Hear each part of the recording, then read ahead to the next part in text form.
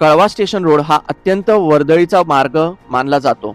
दररोज शेकडो नागरिक आणि वाहन चालक या रस्त्याचा वापर करतात। मात्र रस्त्याच्या कडेला साचलेल्या गाळामुळे वाहतुकीतील अडथळे निर्माण होत असून डासांचा वाढता प्रादुर्भावामुळे रोगराईची भीती व्यक्त केली जात आहे। प्रशासनाने तातडीने गाळ हटवून परिसर स्वच्छ करावा अशी मागणी स्थानिक नागरिकांकडून करण्यात येत आहे। ठेवतात पण पटकन उचललेच जात नाही। त्याच्यामुळे आम्हाला हा त्रास किती वर्षानुवर्ष हा त्रास सहन करावा लागतोय।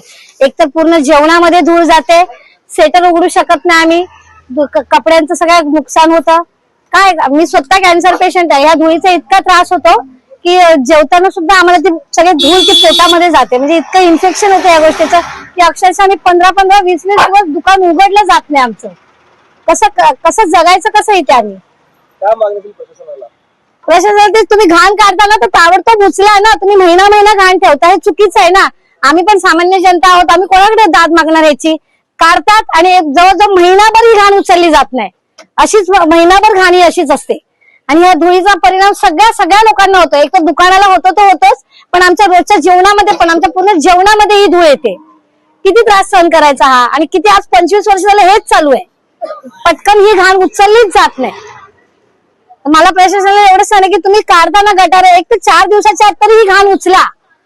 तुम्ही आता काढून किती दिवस झाले आज, आणि त्याच्यात लोक अजून आणून टाकतात। त्याच्यामुळे तो हा त्रास आम्हाला रोडवर राहणाऱ्यांनाच जास्त त्रास आहे ना हा। या त्रासाची कोण दखलच घेत नाही। ठाणे महानगरपालिकेकडून शहरभर नालेसफाईचे काम सुरू करण्यात आले आहेत।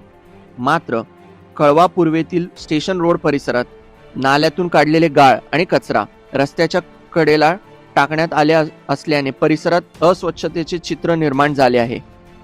अनेक दिवसाचा हा गाळ तसाच पडून असल्याने दुर्गंधी परिसरात पसरली असून नागरिकांना मोठा त्रास सहन करावा लागत आहे।